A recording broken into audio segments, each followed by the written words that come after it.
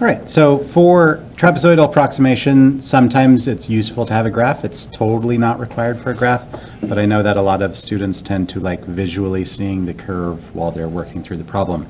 So this is asking us to approximate the area under the curve from 0 to 2 for x cubed. So if I were to sketch the graph of x cubed looks something kind of like this. And if we're going to grab the area from 0 to 2, we're approximating the shaded region right here. We're going to do this with 4 subdivisions. So dividing it into 4 subdivisions, we get 1/2, 1, 3/2, and 2. So those are our 4 subdivisions. Without the graph visually, or without the graph, we could find our delta x by using our b minus a over n formula. So this is 2 minus 0 over 4, giving us a step size of 1/2, which is confirmed in our drawing. If we draw the trapezoids in our drawing, we get this kind of triangular wedge, and then a short trapezoid, a medium trapezoid, and a tallish trapezoid. It's going to very closely follow that curve. And as we lay this out, as I said, there is laying it out the way that I tend to lay my trapezoid method, and then there's also that shortcut, and I'll show both methods. The reason I steer away from the shortcut is it doesn't work on problems where you have varying widths for the trapezoid. In our case, we have the same widths, so the shortcut might be a little bit shorter. But in the end, I like this approach better because it works for all occasions. And the formula for the area of a trapezoid is you take the average of the heights, so the left height and the right height for our first interval, and multiply it by the width of that trapezoid. Our second trapezoid, when we set it up, if we average the heights, we're going from f of 1/2 to f of 1, and then times the width of that trapezoid. Our third trapezoid is the left side height is f of 1, and the right side height is f of 3/2 times the width of the trapezoid equaling 1/2. And then our final trapezoid, again, average of the heights. So the left side height is f of 3/2, and the right side is f of 2 times 1/2. Now when it comes to evaluating these, typically you'd probably just turn to a calculator and you evaluate 0 to the third and 1/2 to the third. And then you can multiply that out, add and multiply. I've gone ahead and gone through the process of evaluating these in the calculator. The first one evaluates from 0 to 0.03125, a very small triangle, and that's your first triangle. I want you to go ahead and grab a calculator and evaluate these and see if you get the same answers that I do. So one approach that we could use on the calculator is just to type it in very slowly. Here I've got 1/2 times the stuff that is in the parentheses, which is 1/2 to the third power, because that's f of 1/2, plus 1 to the third power, because that's f of 1, close parentheses, times 1/2. And that's kind of glaring. Okay. And the calculator then returns a value of 0.28125. Okay. Now that would that's pretty easy to do because the equation x to the third was so simple. When you have a more complex equation, it's perhaps worth putting that equation in your y1. So if I had the equation x cubed, which I do, then I can put that into y1, and I can take a different approach of using my calculator to call on the value of that function. So 0.5 times, and now for f of 1, what I can do is press, oops, second quit, okay. On the home screen, if you press alpha F4, it pulls up the y1. So this is like saying f of, and I'm wanting to evaluate f of 1, plus, and then again if I press alpha F4, that allows me to get access to my y1 menu. y1 of 3/2, or 1.5, and then times 0.5.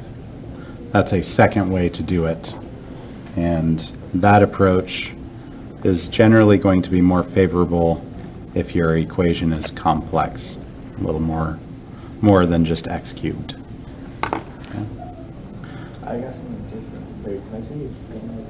If you're getting a different value, there's a couple errors that could be happening. You could have a parentheses error. Particularly, it's really easy to forget the closing parenthesis at the end. And a second spot that an error can occur is if your y equals is not entered in correctly. Or if there's trigonometry, the degrees and radians could cause a problem, but that's not the case here. And the final one, using whichever method you wish, 2.84375. Good job. So that's the area of each of the four trapezoids individually. If you are trying to calculate the total integral, we're going to take the sum of those four numbers. And the sum of those four numbers add up to 4.25. So our conclusion is that the definite integral 0 to 2 of x squared dx can be approximated by a trapezoid method with 4 subintervals. And that value that we calculated was 4.25. So t sub 4 is 4.25. Incidentally, if you checked it with a calculator, the actual answer is 4. So we're pretty close to the actual answer. And if you spend some time really zooming in on this drawing here, you would see that our trapezoids do slightly over-approximate a concave up curve. So our answer is an over-approximation. Oh, I guess it's not red, it's white. All right, moving on to example 4. Example 4 is asking us to find the value of the integral from 2 to 8. And instead of giving us a function equation, they give us the function values via a table. So we have no idea what this function looks like at all, other than at 4 specific locations. So I could sketch a rough graph of what this looks like, but what goes on between 2 and 5, I have no idea. So I'm not even going to use the graph. What I'm going to do instead is just approach this on a non-graphical level, but we'll still use our trapezoid approach. And they say using 3 subintervals, and that works fine because one interval from 2 to 5, one from 5 to 7, and one from 7 to 8. The table is very fitting of that. In fact, if you look at these 3 subintervals, you'll notice that from 2 to 5 has a delta x of 3 units. And from 5 to 7, the delta x has changed to 2 units. And on 7 to 8, the delta x has changed to 1 unit. So this is a case of y laying it out as 4 separate trapezoid equations. Trapezoid 1, 2, 3, and 4 has some value. which reminds me, we didn't do the shortcut method on example 3. We'll have to come back to that. So, only 3. Only 3 trapezoids. Okay. The first trapezoid goes from 2 to 5, and recall that the formula that we're using is the average of the heights times the width. And that first trapezoid has a width of 3 units. The height on the left side is 8, and the height on the right side is 26. So this is like saying f of A for the left side and f of B for the right side. And from the table, it makes it pretty easy to make these calculations. 8 plus 26 is 34. 34 divided by 2 is 17. 17 times 3 is 51. When we go to our second trapezoid, the average of the heights times the width. And in this case, our width was a delta x of 2 units. So our 2 heights are 26 on the left and 38 on the right. Adding these up, the 2's cancel each other out, so 26 plus 38 is a total of 64.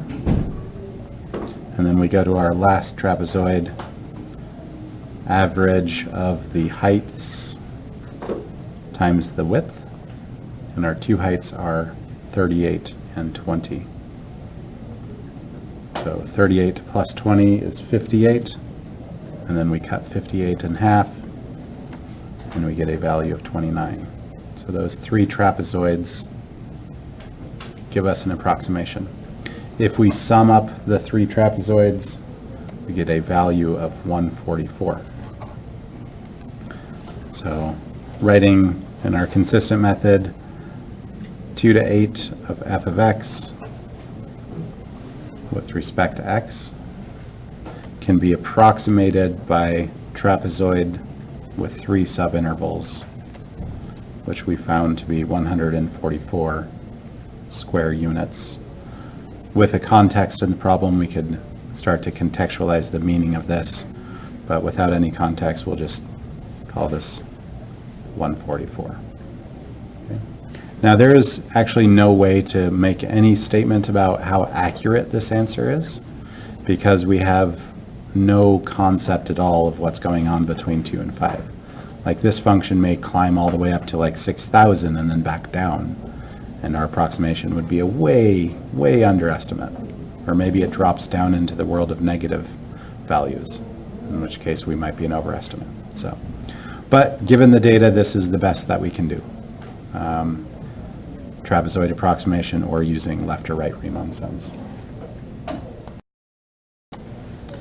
Going back up to example 3, I said I wanted to come back and revisit that shortcut.